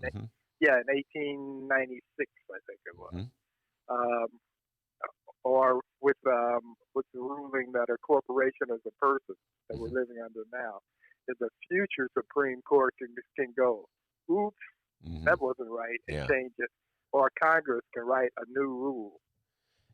No, I'm just law. I'm just wondering if there's some kind of no, Trump is over. Yeah. No, Trump is over. It's tomorrow when they do that, and then we won't get all the information tomorrow, but it's all ready to go. It's all packaged and ready to go to the New York prosecutor. All right. By the way, there was an interesting column in today's New York Times by Thomas Friedman wrote that Joe Biden should not, under Friedman's suggestion, should not debate Donald Trump unless Donald Trump releases his income tax statements, his income tax information. After all, Friedman points out, Biden has released his. Additionally, Friedman said that Biden should not agree to participate in a debate with Donald Trump unless they put on stage, something I've never seen at a debate, fact checkers who could immediately verify one way or another whether the contestants in the debate are telling the truth. What's your thoughts about these conditions that Friedman proposes? I don't think Trump is going to debate. I think he's gonna chicken out. So I think that's a moot point. I think Trump is going to come up with some excuse between now and then why he won't debate Biden. Because what does Trump? I mean, besides his lies, what does he have to stand on? And Biden can call him out all day long in a manly sort of way. Where Hillary dropped the ball when she was debating Trump is she let him follow her around and look like he's intimidating her. Mm-hmm. Remember? Oh yeah, that was the one debate. The debate where they she should have turned and said, "Back off, Buster." In that debate. Yeah. Yeah, because he intentionally did was a distraction. Mm-hmm. Yeah, well, I after reading this column, I started wondering, why is Joe Biden going to agree to the debate? I started thinking maybe Joe Biden should just... I mean, Joe Biden's strategy right now is to hang out in his basement and just sort of let Trump implode. So, right, exactly. Why not continue let with that? Trump be Trump. Yeah, and just... well, it depends on where things are. He may continue with it, but okay. Let's go from a Trump point of view. Mm-hmm. Why would Trump? I mean, what does Trump have to argue in his favor? Well, let's see. With the COVID-19, if he hadn't acted promptly and stopped the Chinese from coming into the country, instead of it being 136,000 right now, which will, by the time we get to the debates, be 200,000 more than likely. It would have been 2 million. So he, in essence, saved 1.8 million Americans' lives. That's not a good debate point. Yeah. See, or if it wasn't for COVID-19, we would have these record jobs, unemployment that he alone established. But nobody's going to care by whenever next month or the month after what used to be in terms of economics. If they're in food lines or they're in lines to get tested to see if they have COVID-19, what Trump claims that he did last year is going to mean nothing to them. But the problem is he keeps lying. He lies and he lies. And the thing is, when it was theoretical stuff and stuff they wanted to hear, the right wing wanted to hear, the lies were okay. But now they're worried about their lies. And they know he's lying. Because he says stuff that's just crazy. And they know that they don't have jobs and they aren't sure they're going to get them. Those that have lost them, the 40 million that have lost them, whatever number is. And so he's lost all his credibility. He has zero credibility except with the hardcore Trump nuts. Well, and so Biden could get in a debate with him and go, ha, ha, ha, ha, ha. There you go lying again. And just fact check. Biden can do the fact check. And plus the good thing, but this is why I don't think Trump's going to go, so we'll see. But the good thing is that one of the storylines that the Republicans are putting out there is that Biden is senile. And Biden is not as sharp as he used to be 20 years ago. And neither am I, for that matter. But the thing is, he is sharper than Trump. And the difference between Biden and Trump is Biden knows government. Trump doesn't. Biden has plans. Trump doesn't. Trump is yesterday. Trump demands that the public schools open up in a couple of months, but he has no plan for the public schools. He just issued a decree that said if they didn't, he might punish the states through his royal powers. But he has no plan. I mean, what's the plan to opening the schools? I mean, if the schools are open, then a large proportion of the school teachers in the public school system are older, and so they would be more vulnerable to the virus. I mean, he has no. He just says, "Let's do it."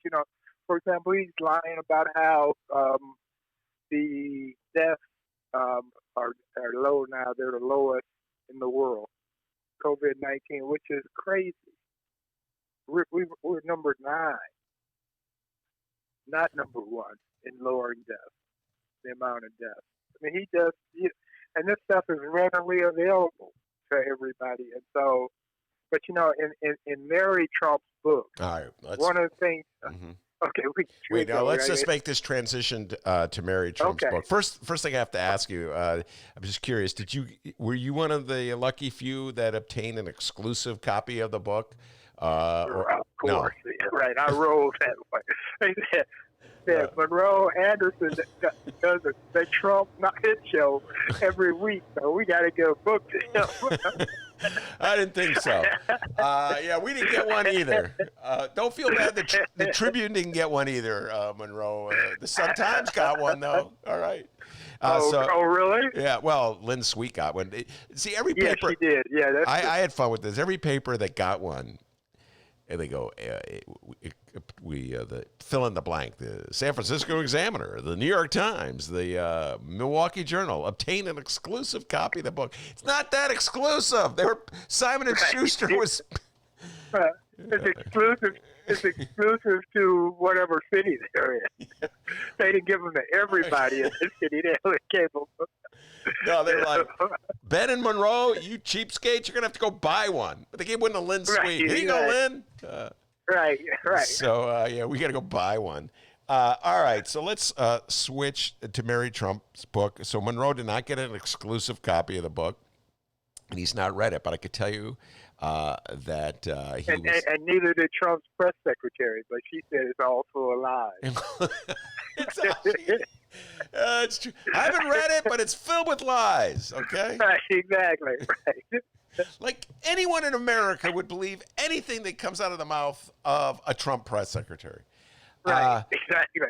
All right, but I know you've been obsessively following the news stories. Last night you were watching Rachel Maddow. She got a copy of the book. Isn't that interesting? They gave one to Rachel Maddow, but not Monroe Anderson. I don't know about you. I know.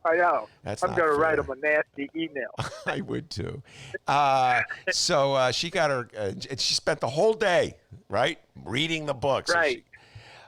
So what are your takeaways? What are your favorite parts of the book, Monroe? Okay, well, no, this is one of them I'm going to talk about right now. As to what Trump is doing, has done, and is emblematic of him. She talked about how Mary Trump talked about how he lied about her, and she was there. Yeah. He was telling Melania that she used to be a drug addict, but she kind of turned herself around. To which Mary said, no, I never did drugs. And he continued with the lie, even when the person he was lying on, who was in the room, said, no, this didn't happen. And so he just lies. He's a pathological liar. He's a recreational liar. He's a habitual liar. He's a liar. Yeah, that's why, going back to what you were saying about the debate, he could say anything he wants. He'll just stick with it. The real issue is whether the American people will. Yes, well, they aren't going to believe him, and And if I were Biden, I just call him out on him. When he says that, let's see, one of his lies. That you can get a test. He said the end of March, that if you wanted a test, you could get it. You still can't get a test, depending on where you live, or you have to sit in your car for 8 hours to get tested. And so when he will tell that lie, and Biden can just say, "There you go again." It's you're right. Your point's well taken. In other words, it's one thing to lie in a private conversation when the person you're lying about is literally sitting here. No, I didn't do that. I didn't do that. And it's something else. No, I think that anyone in this country has to realize that Donald Trump is how do I put this? An exceedingly dysfunctional human being, to put it mildly. Right. And to make the decision to vote for him anyway is quite an expression of what? Well, his Contempt? people. Okay. Yeah. No. This is what you have to factor in. His people, the hardcore Trump nuts, don't consume regular news. They watch Fox. And if you ever watch Fox, you know that they have alternate facts for stuff, and so these people are watching that and believing it, and Trump watches Fox all the time, and Trump follows the advice of Fox. They have this symbiotic relationship where they go back and forth. He'll say something, and they'll broadcast it as true, or they'll say he ought to be doing something, and he'll do it. I mean, it's really perverted. That's all I can say. Well, when it comes to an end, there will be prices to pay. What do you mean by that? The Fox's ratings will drop, and remember with Nixon after Nixon fell, how nobody voted for Nixon almost. Yeah, you had to search long and hard to find somebody who would admit to voting for Nixon. Yeah. And it's going to be that way with Trump when he gets wiped out in November, if he makes it there. No, that's one of my. This is going back to Chicago history here. In 1983, Harold Washington edged out, and I mean edged out Bernie Epstein. Oh yeah, edged out Bernie. And I mean, it was a sliver. It was a very close election. Within a year, I couldn't find any white person in the city of Chicago who would confess to voting for Bernie Epstein because it was so obvious it was a racist vote. You know what I'm saying? I didn't vote for him. No, but you go to the Southwest side. Yeah, maybe, yeah. Proudly, to this day, I voted for Epstein. Right, exactly. So I'm sure there's going to be some people who still say they voted for Donald Trump. My favorite part... because there's some Republicans who still believe that Obama was born in Kenya and will say as much. By the way, so going back to the book, my favorite part is the revelation that Donald Trump employed somebody to take the SAT for him. I got a special delight out of that. I was telling everybody earlier, Monroe, I struggled with those tests. I was like, why didn't I think of that? The guy's name was Joe Shapiro. She names the Joe, some guy named Joe Shapiro. Yeah. Where was Joe Shapiro when I needed him? Well, and the thing is, for those of us who are Trump students, he is a compulsive projector. He does projection all the time. And so, besides his birther thing that he had going, the other thing he had going was that Obama didn't get into those elite schools that he got into. that except for affirmative action or some other mystical, mysterious way. But he didn't honestly get into it, and Trump wanted him to show his transcript to prove that he had the grades and the SAT scores, etc., to attend those schools. And so now we find out, which comes as no surprise to me, I don't know about you, but that Trump paid somebody to take his SAT. And that he's in fact, he was stupid then, is he's stupid now. Nothing has changed. Yeah, and you're absolutely correct. I hadn't thought about that, but you're right. Donald Trump was doubting that Barack Obama, among the schools that he went to, were 2 Ivy League schools, Columbia for undergrad and Harvard for law school, and he was distinguished student at both schools. One thing, it's pretty whether you like him or not, you have to acknowledge that Barack Obama is a exceedingly brainy like Monroe, just think about this, okay? If you were a struggling college student like me, and you had a choice for an exam, you could sit behind one of the two following people to look over their shoulder and cheat from. Would you choose to sit behind Barack Obama or Donald Trump? I would take Barack Obama in a heartbeat. All right, you know what I'm saying? I would sit behind the guy who Donald Trump was paying. Shapiro. Just sit there, right? Exactly. Shapiro. Trump got the best brains that money could buy. Shapiro. I wonder how many guys Shapiro carried across the finish line. Man, half of them. He had a rep. Exactly, he had a rep for it. So, it was like, that's the guy, he'll take the test for you, and you'll do well. It's funny. I remember. It's going to cost you, but. Yeah, Shapiro. I remember when the word, I don't know if it was ever proven, but this allegation that Derrick Rose, the great basketball player out of Simeon High School, had someone take his test for him, and so many people in Chicago were like, "Oh, that's just terrible," blah, blah, blah, And meanwhile, Donald Trump, apparently he got Joe Shapiro to take the test for him, and you're still going to find the Herman Cains of the world.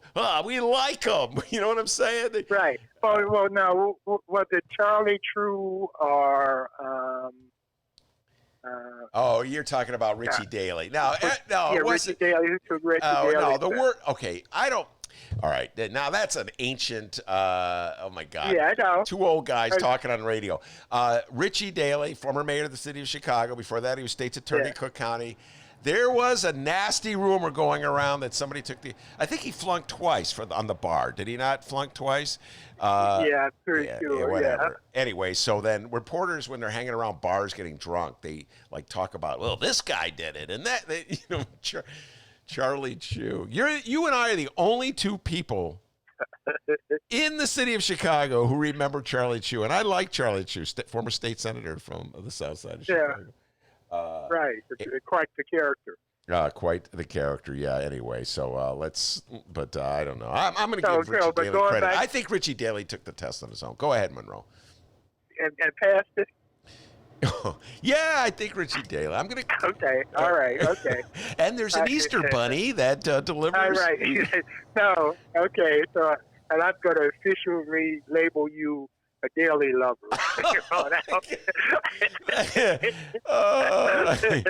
That'll come as a big surprise to Daley. Right. But he'll be glad to hear it. Little late. He finally got straightened out after all these years. I knew he'd come around. So anyway, that was my favorite part. Joe Shapiro allegedly took the test. Whoever Joe Shapiro is allegedly took the test. Well, one of my favorite was when she was staying at Mar-a-Lago. Yeah. And she went to the pool and took a swim before lunch. And went very informally to lunch. She just had shorts on, in her bathing suit. Mm-hmm. And Trump looks at her and says, "Mary, you're stacked." This is to his niece. Yeah. No, he's a deviant human being. And, well, the way he talks about his daughter, there's no doubt. Exactly. He's a whacked out, weird guy. In America, one more time, that's your president. By the way, the news broke since the last time you were on the air that Kanye West is thinking about running for president. Do you feel any temptation or urge to support Kanye West in any way? My theory on that is, once again, Jack Daniels was whispering in Kanye's ear. And he slept it off. So it's okay. We're safe. No President West in the near future. No. Vegas has him as a 180 to 1 odds. So if you put $1 down, you win 180 if he's our next president. I think he'd be a better president than Donald Trump. I think it'd be a coin flip. All right. Now, Monroe. Because he's narcissistic too, Yeah. He's got some of the same issues as Donald Trump, which is probably why they're attracted to each other. Yeah. All right. Yeah, because the thing about Mary's book that was absolutely fascinating is Trump's daddy issue. They were major, and her being a clinical psychologist, she could talk about it clinically. Those amateurs among us could just say he's really messed up. Yeah. But she could, the illness or whatever the problem was. Yeah. No, it sounds like one dysfunctional, to put it mildly, family that Trump came from, and a very abusive father, Fred Trump. And we as a country, and he was a Nazi sympathizer, not just an out and out Nazi.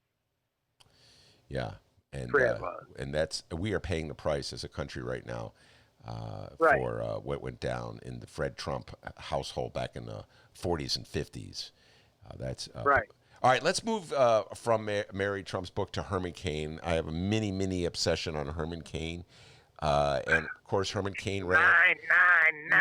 Yeah, 999. The Republican Party flirted with Herman Cain. Herman Cain, very similar to Donald Trump in ideology, a celebrity, no political experience whatsoever. Briefly, in 2012, was number one, I think, for like a moment among Republicans, for a brief moment. Yeah, 15 days or less. Yeah, I can't remember, but it was very brief. And then it came out that he had some kind of, I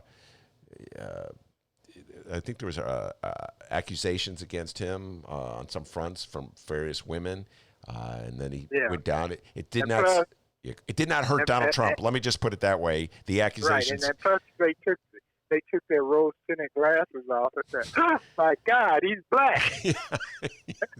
He's a black man. Yeah. Well, my God, I didn't realize that. Anyway, so Herman Cain has been a loyal Trump supporter for the last 4 years. He's one of the leaders of a group called Black Voices for Trump, one of the more bizarre groups in America right now. And as such, he was in Tulsa a couple of weeks ago for Trump's rally, the rally which was an utter disaster for Donald Trump. You mean the one I called the Petri Bowl? Yes, the Petri Bowl. Yeah, right. Which they apparently wanted to recreate in Jacksonville at the convention next month. We'll probably be talking about that. Right. Anyway, Herman Cain. And they're going to have one somewhere on Saturday. But I think it's outdoors, the one on Saturday. Anyway, so they're not going to quite recreate the Petri Bowl. But so Herman Cain has come down. He's got COVID-19. He's been hospitalized, so it's serious. And yet his spokesperson is putting out statements that we don't know if he got it in Tulsa. We're not blaming Tulsa. They still supports Donald John Trump. I'm just wondering, is Herman Cain what do I make of Herman Cain, Monroe? What you make of him is that Trump slipped him some money, either under the table or gave him a contract above board, but it's some money involved somewhere, and a pretty decent amount. That would be my guess. I don't know for obviously. Well, the level of deception, self-deception that must be going on, unless Herman Cain is just laughing, is remarkable. And I hope. No, he's not self. It's money. I'm telling you, it's money somewhere in there. He's getting paid to be loyal. Well, that would be a more or less rational explanation for his behavior, because nothing else makes sense other than utter insanity. All right, I'm going to close with the Lincoln Project. I just wrote a column about this for the Reader. This is a group of renegade Republicans who decided that they just cannot. Yeah, it's a good column. You did a good job. I'm proud of it. Thank you, Monroe. I appreciate that. I get a star from Monroe Anderson. That's correct. A legend in Chicago journalism. Yeah. So I have really grown to appreciate their commercials, because they're going after Trump the way Republicans go after Democrats. They play the game to win. And one of my big complaints, as you know, Monroe, is that Democrats just always pull their punches, are such wimps. And that's why invariably they lose even when they win. But the Lincoln Project, they are not playing. Your thoughts on the Lincoln Project? Oh, I love them. I love them because they know the game, how the Republicans play it. They know how to needle Trump. They know how to talk to Republicans. And they're just doing a number on him. And they're doing a much better job on Trump than the Democrats are. But then they're doing such a good job on Trump that why should the Democrats bother? They'll let the Lincoln Project people do it. Well, I could make an argument that the Democrats should also be working their game too, just to get their people fired up. I think what you just said just is you speaking like a Democrat. Like the Democrat, oh, let's just let the Lincoln Project do all the work. They fall asleep at the wheel again. I would hope that. No, okay. Yeah, you and I have sort of gone back and forth on that, so let's do it a little bit more. Okay. My observation is that Trump is self-destructing. He's imploding. And so Biden doesn't need to do anything. The Democrats don't need to do anything. Let him do it to himself. And if some Republicans, former Republicans, I guess they're still Republicans, the Lincoln Project. Oh, yeah, they're Republicans. Yeah. Mm-hmm. Yeah, because some people have left the party. Some Republicans, like George Will and Nicole Wallace, are no longer Republicans. Yeah. So, but anyway, and Lester Holt. So, if Trump wants to do himself in, and if the Republicans want to help do Trump in, let them do it. I mean, there may come a time, with Biden having double-digit polling leads from coast to coast, and in most of the major contested states, then he can let sleeping dogs lie. Leave it alone. Just sit there and watch it come out every now and then to remind people that he's a candidate and that he has some ideas. But after that, it lessens the possibility that Biden will put his foot in his. Well, that's that last point's your best one. We'll leave it there. Joe Biden is his own worst enemy. This last commercial, which broke yesterday, I want to say, Whispers, is nothing more than an attempt by the Lincoln Project to troll Donald Trump and drive him crazy. It does not in any way, I think, there doesn't seem to be any hook that would bring a voter to vote against Trump, bring a voter to vote for Joe Biden. The whole Oh no, what it does, because what it does is it creates an environment, and you know, this is what the Republicans are good at. It creates an environment. It establishes a narrative that person, whoever they're targeting, has to fight against at some point. And so that narrative is, for Trump, is that even his own people talk about how incompetent he is. Well, that's how incompetent he is. That's the theme of the commercial. And I still go with they're just trying to drive. No, they're Donald doing Trump. both. I mean, they're ghosting they're Trump. doing that too. Yeah. Yeah, no, they're trolling him too, but also for the Republicans who aren't sure if they want to go with Trump again.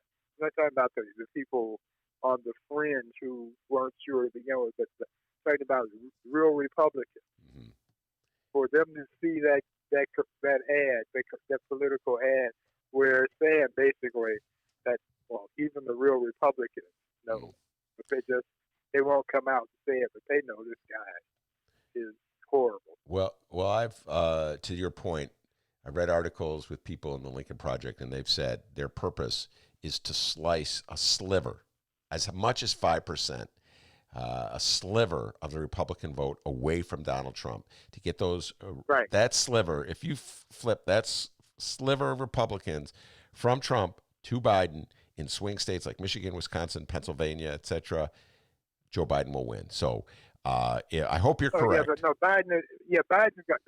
Biden is going to win if the black vote turns out for him, which I think it will. And if Putin and Xi and McConnell aren't successful in stealing the election, some kind of way. That's what we have to worry about. That's what we have to worry about. All right, Monroe, we run out of time. Stay safe, stay sound. We'll talk to you next week, all right? All right. Okay. All right. Take care. Very good. That's a great Monroe Anderson. Before we head out the door, D, got any updates? Bye, Monroe. Yeah, I got one hell of an update. But first off, you guys were talking about a certain someone, Joe Biden. I think he wants to weigh in. Play the radio. Make sure the television, make sure you have the record player on at night, the phone. Make sure the kids hear words. That's exactly why Monroe says, just stay at home. Stay in your basement, dude. Get those hot pockets going. Okay, so he said that. Now, Ben, have you heard of the event that's happening tonight on Facebook Live? It's a Bring in Delight, a celebration of Lori Lightfoot at 7:30 p.m. tonight on Facebook Live. It's presented by Hoodwazi. Thank you, Jay Marie, for telling me how to pronounce that. Have you heard of this? No. All right. Sorry. Well, now you're going to hear it. It wasn't invited, by the way. Well, we should have been invited because this is sarcasm at its highest, right? I'm going to read the lineup of this Facebook. Is this a joke?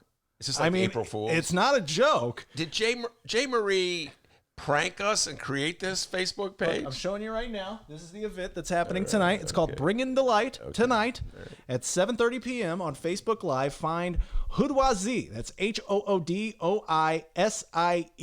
Find them right now. And if you like the Ben Joravsky Show, there's a good chance you're really going to like this event. And that is not sarcasm. I'm going to read this lineup. Once again, this is a celebration of our mayor, Lori Lightfoot. Okay. All right. Get a load of this lineup. Heard a lot of complaints. Well, and you're going to hear more tonight. Stacey Davis Gates. Oh, okay. How was I not invited to this? As DG. Amara Enya. Oh, wow. Amara Enya, former mayoral candidate. Our Chicago Reader colleague and dear friend, Maya Dukmasova. Oh, man. Everybody's invited to this thing. How come I didn't know about it? That's what I'm wondering myself. Did you piss these people off or what? Pretty much. How about our good friend BSL, Byron Siccho Lopez? The alderman of the blanked momentarily blanked 25th Ward. That's correct. You're a dork. Okay. So Stacey Davis Gates, SDG, Byron Siccho Lopez, Maya Dukmasova are going to be on the panel for a Bring in the Light celebration of Mayor Lori Lightfoot. Boy, let's put that celebration in quotes, huh? It's going to be hosted by Jackie Serrato. Let me see here. I got to look at how to pronounce Charles Preston and a former guy. We got to get this guy back, Ricardo Gamboa. Oh, yeah, Ricardo Gamboa. Yeah, we had him. Remember he came to the studio? Yeah. Well, we got to get him back, especially to talk about this event, all right? Bring in the light, a celebration, quotations, of Lori Lightfoot tonight on Facebook Live. Shout out to the Hoodwazi for putting this awesome event together. A little upset you didn't let us know about it and invite us, but that's all right, Well, you know? it's been a rough day for our show. First of all, we didn't get a copy of Mary Trump's book. Remember? Yeah. We didn't get that. Then we didn't get invited to the Facebook Live thing. Maybe we did. I just don't look at Facebook anymore. There's always that possibility. Yeah. You That know? probably it happened. may have happened.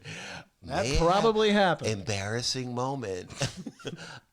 He's no Zuckerberg, this Joravsky. Wish you hadn't brought this up. No, I'm glad I brought this I up. haven't looked at Facebook in a while. It's tonight at 7:30. People, go check this out. Facebook Live, a, in quotes, celebration of Mayor Lori Lightfoot. Facebook Live. Shout out to the Hoodwazi once again. Stacey Davis Gates, Maya Dukmasova, Amara Inya, Byron Sigcho Lopez, Ricardo Gamboa. We're definitely, I'm going to be feverishly cutting up audio from this event. We'll probably have a lot of bits to play tomorrow. And I'm going to try my best to get as much audio as I can from this event. Go check it out tonight at 7:30.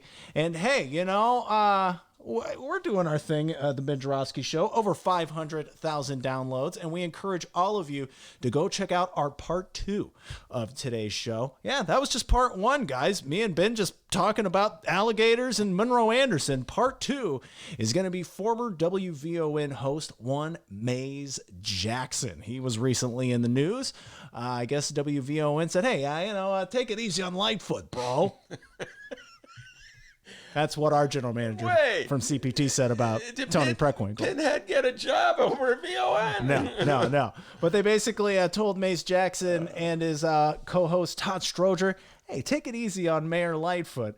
And they said, screw you, we're out of here. So we're going to be talking to Mace Jackson about what went down in all of that. Hey, maybe find Mace and Stroger at Bring in the Light, a celebration of Mayor Lightfoot. You know what I mean? Find us on social media, everybody, at Benny J Show, BENNY, the letter J Show. Boy, we are just hopping on social media right now, all thanks to our returning editor, Leah. Leah, you are awesome. We've posted a question. Alligator Bob or Alligator Rob? Which one are you feeling more? So go answer that question. My answer, this fella. I've seen a whole lot of catfish, some turtles. No gators yet, though. Hope you're okay, random Logan Square hipster. But at Benny J Show, BENNY, the letter J Show. You can send us an email, bennyjshow@gmail.com. And yes, we have a phone number, people. Call the Ben Joravsky Show. We have a voicemail. I'm going to... Wait. Hello, everyone. This is Dennis. Is someone doing an impression of me? All right, I'm going to listen to that tonight, and maybe we'll play it tomorrow.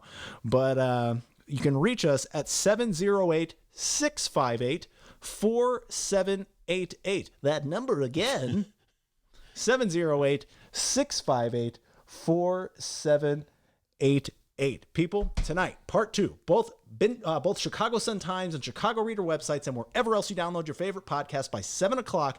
Mace Jackson is going to be on the Ben Joravsky Show. That's correct. Very good show today. I want to thank Monroe Anderson. Also want to thank the man, the myth, the legend, the pride and joy of Alton, Illinois, without whom this show would be possible. And as Monroe Anderson knows, as Mace Jackson knows, as Stacey Davis Gates knows, and as Ricardo Gamboa knows, back home in Alton, they call him Dr. Gee. Dr. Gee? Really? Keep yourself raised, take it out of petty cash. See you tomorrow, everybody.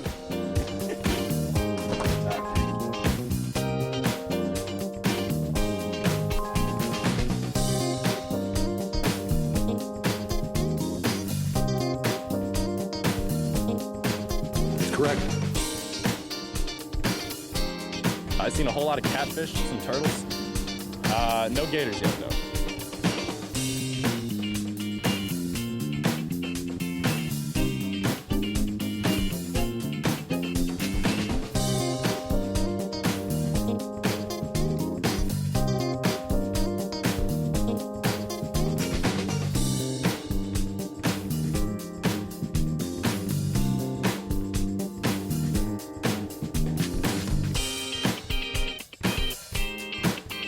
correct. That's correct. I'm not a doctor.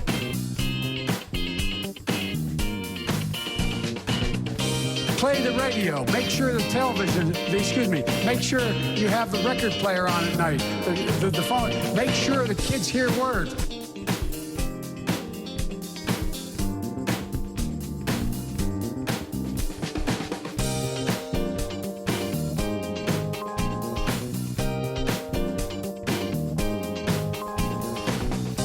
I just biked around Lake Michigan.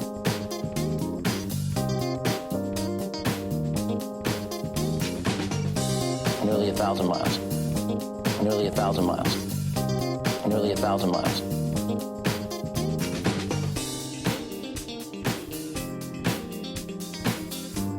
Take a chill pill, man.